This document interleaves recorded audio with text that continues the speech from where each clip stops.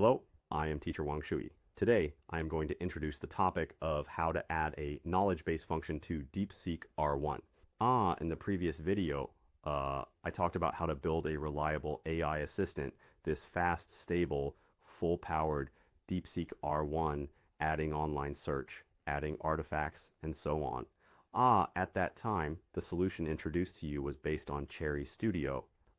Many friends tried it and felt very good. At the end of the last video, I mentioned to everyone that Cherry Studio actually has many other capabilities, such as the knowledge base that I didn't have time to discuss then due to time constraints. I said, if you're interested, feel free to leave a comment and I'd be happy to provide further introductions. Many friends said building a knowledge base is very necessary and they really want to learn. So, all right, today let's talk about based on the previous version.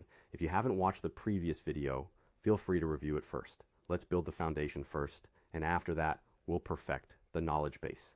To use a knowledge base, it used to be quite troublesome, but now it is really very simple, especially in Cherry Studio. I really like its handling method. The files are still stored locally, no need to. I really like this point.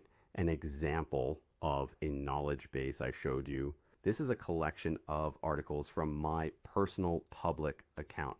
These are some articles I have recently published, dozens of them placed here, and I call it a public directory.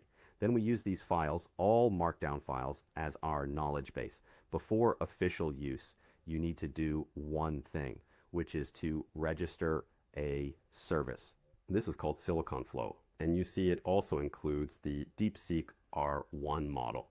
But why did we use the Volcano engine last time? This is mainly because a few days ago, Silicon Flow, this silicon-based flow, had too many users of its model at that time, and the speed could not.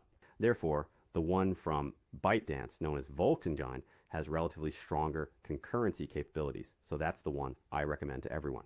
However, you can also use other options. Here, we are not mainly using another Deepseek 20,000. No, it is because there is something called an embedding model, and the one we are going to use here is the BGE M3 model. It itself is free, and it's very fast and easy to use. With this, you can perform the following operations. So you need to register. It now has a reward, an invitation reward, so don't look at me. Just think about yourself. If you register and invite friends, you can get 20 million tokens. Okay, here is an invitation code. If you haven't registered yet, you can use it to register. If you have already registered, then pay attention here. You click on the API key under Account Management, and you will come to this interface. Here, just click on the hidden characters. You'll know what the API key is. Copy it down. We'll need it later. Okay, now please enter Cherry Studio and click the Settings button in the lower left corner. Then in the model service, choose Silicon Flow and paste the API key you just copied here. Note that there is a BGE M3 embedding model below. It's given by default, so you don't need to set it up yourself. It's very user-friendly. I find this point very good. You enable it here, and you can check if it's functional. If it is, then we can proceed. It's that simple.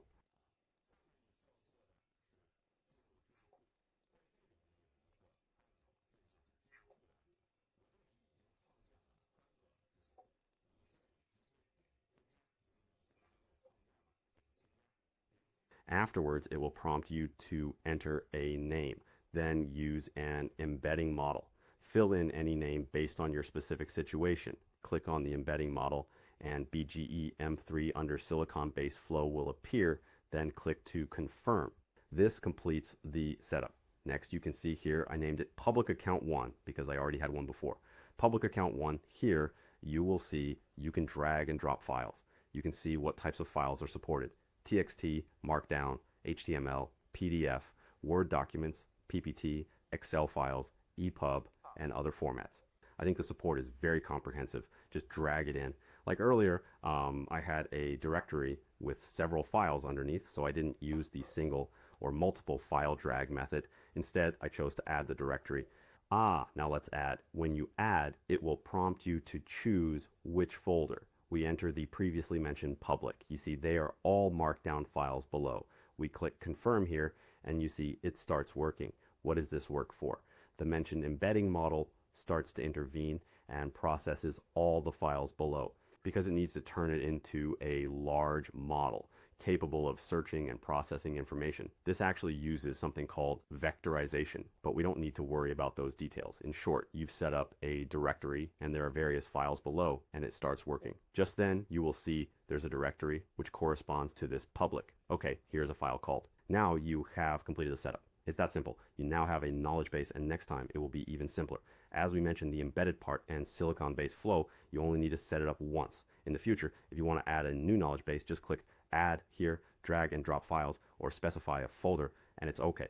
Once it picks a green check mark, your knowledge base is set up. Now we can try our test. We divide it into 3 types using the exact same prompt words. Introduce me to the CI Space Deep Literature Review feature.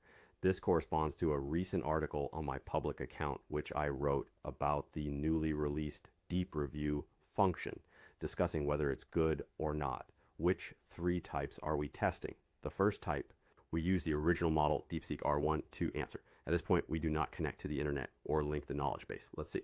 Here, we still choose Volcano Engine, directly input our question here, introduce the LCS Space Deep Literature Review function, and it will start thinking, hey, he mentioned confirming SS base, which might have been called typeset before. That's right, before it was called typeset, and it still is now. He asked what features it has. It's for writing papers or organizing literature for a project, as the name suggests. But right from the start, it's wrong. It's not called Deep Literature Review. It's just called Deep Review. This is its specific feature name. Some of the things mentioned here are actually quite reliable, but this later includes an introduction to the process, including the structured output of the literature network. These are actually not at all related to the deep review feature we're talking about now. It's evident that during pre-training, Deepseek R1 had encountered a lot of information related to SAS space, this information. But clearly, these materials do not include a new feature from February 2025. So it answers based on its previous memory and its understanding of your question. This can be said, this does not meet our requirements. So next we'll add one. According to last time, didn't we set up a tabli for the model to connect to the internet? All right, let's connect to the internet now so we can search for the latest information and then respond. Let's take a look. Let's first open the internet to search and then enter the same prompts. So Deepseek R1 connects online to search and gather information, then responds, right? It found several articles. Article 4 mentioned literature review, 3 and 5 mentioned what? Then it said deep literature review function, specifically designed for researchers, right? Automatically generating structured literature reviews, this background and direction, multi-literature integration, then intelligent recommendation and screening, interactive literature processing. But unfortunately, what is mentioned here, you see it comes from these the document, in fact, aside from this first one is written by me. This first one is this article of mine. Apart from this, the remaining ones are actually unrelated to it. Therefore, in this synthesis, you see here, it's actually not from that part of my article. It says input policy document made in China 2025, which is actually not the case. It reasonably uses one, but in fact, I think its citation is problematic because indeed, there is no such example mentioned in my article. Including later plans for new urbanization, etc. So when it searches for this, the information it retrieves might not match what we truly want. Now let's take a look at the third one. The third method is question and answer based on a knowledge base. Here we select the knowledge base, choose our official account 1, this very knowledge base. Then we ask the same question and it immediately finds reference material 1, which is an in-depth review. It has already found the relevant data inside, including how many articles it selected, how many were supplemented, and what was generated. These are all content from my public account. You can check my public account for comparison. It mentions the intelligent document processing flow, structured report output, APA format, multi-language switching between Chinese, Japanese, and English. These are the different methods I demonstrated in the public account. It can also cover the limitations of documents and break down responsibilities. Run the questions multiple times to enhance the comprehensiveness of the results. That's what I propose. According to it, it can currently synthesize outputs from 20 articles. So how can we respond and solve this problem? It also summarizes the main advantages and limitations. You can see early tools could only analyze 5 to 8 articles, but now it has expanded to, however, now it still can only integrate 20 docs and requires multiple rounds of operations. I think the answer is right on point. This is really based on my article, and it directly finds the most relevant article from so many articles. Also, the response is very well structured. I think this result is quite good. There are 3 comparisons. You can see that after attaching the knowledge base, the results it can produce are from knowledge we first create and filter manually. Then Deepseek R1 can utilize our previous data to perform various integrations and then output into the answers to the questions we want. I feel this knowledge base feature is quite useful. Let's summarize. In today's video, we saw how to input your personalized knowledge into our large language model, especially reflective large models like Deepseek R1.